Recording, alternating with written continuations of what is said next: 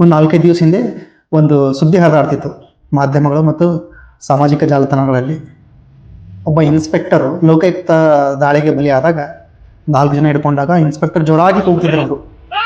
ಅವರು ಕೂಗ್ತಾ ಕೂಗ್ತಾ ಕೂಗ್ತಾ ಕೂಗ್ತಾ ಕೂಗ್ತಾ ಕೂಗ್ತಾ ಅಂದ್ರೆ ಎಲ್ಲರೂ ಸಿಗಿಬಿದ್ದ ಬ್ರೇಕಿಂಗ್ ಅಂತ ತೋರಿಸುವಾಗ ನಾವು ಒಬ್ಬ ಆಕಾಂಕ್ಷಿಗಳಾಗಿ ನಾವು ಯಾವ ತರ ಆ ವ್ಯಕ್ತಿಯ ಮನಸ್ಥಿತಿನ ಅರ್ಥ ಮಾಡ್ಕೋಬಹುದು. ಆ ವ್ಯಕ್ತಿಯ ಮನಸ್ಥಿತಿ ಏನಾಗಿರ್ಬೋದು, ಯಾಕೆ ಆ ತರ ಚೀರಿರ್ಬೋದು ಅಂತ ದೊಡ್ಡ ಹುದ್ದೆಯಲ್ಲಿ ಇದ್ದು ಅಂತ ಯೂನಿಫಾರ್ಮ್ ಬಟ್ಟೆಯಲ್ಲಿದ್ದು ಚೀರಾಡಬೇಕಾದ್ರೆ ಆ ವ್ಯಕ್ತಿ ಮನಸ್ಥಿತಿ ಏನಾಗಿರ್ಬೋದು ಅಂತ ನಾವು ವಿಶ್ಲೇಷಣೆ ಮಾಡಿದಾಗ ಆ ಕೂಗಿದೆ ಅಲ್ಲ, ಈ ಹುದ್ದೆ ಬರ್ಬೇಕಾದ್ರೆ ನಾನು 15-20 ವರ್ಷ ಕಷ್ಟಪಟ್ಟಿದ್ದೀನಿ.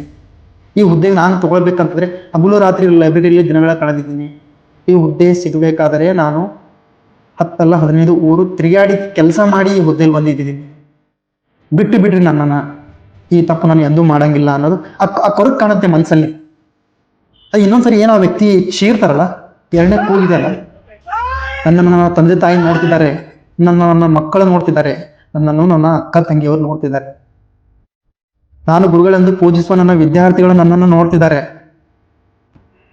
ನಾನು ತಪ್ಪು ಮಾಡಿದ್ದೀನಿ, ಬಿಟ್ಟು ಬಿಡಿ, ನನ್ನನ್ನು ಎಲ್ಲೇ ಎಕ್ಸ್ಪೋಸ್ ಮಾಡಬೇಡಿ. ಆ ಕೂಗಿದಾಗ ಅದೇ ರೀತಿ ಸಡನ್ ಆಗಿ 2-3 ಟೈಮ್ಸ್ ಕೂಗಿದಾಗ 3ನೇ ಕೂಗಿ ಏನು ಹೇಳ್ತೀನಿ,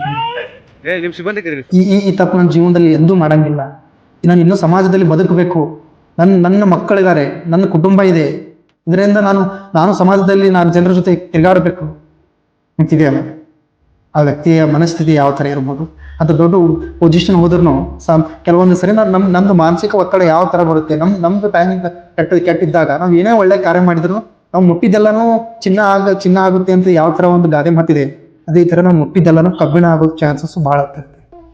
ಹಾಗಂತೇಳಿ ಆ ವ್ಯಕ್ತಿ ಮಾಡಿದ್ದು ಆಫೀಸರ್ ಮಾಡಿದ್ದು ಸರಿ ಅಂತಲ್ಲ.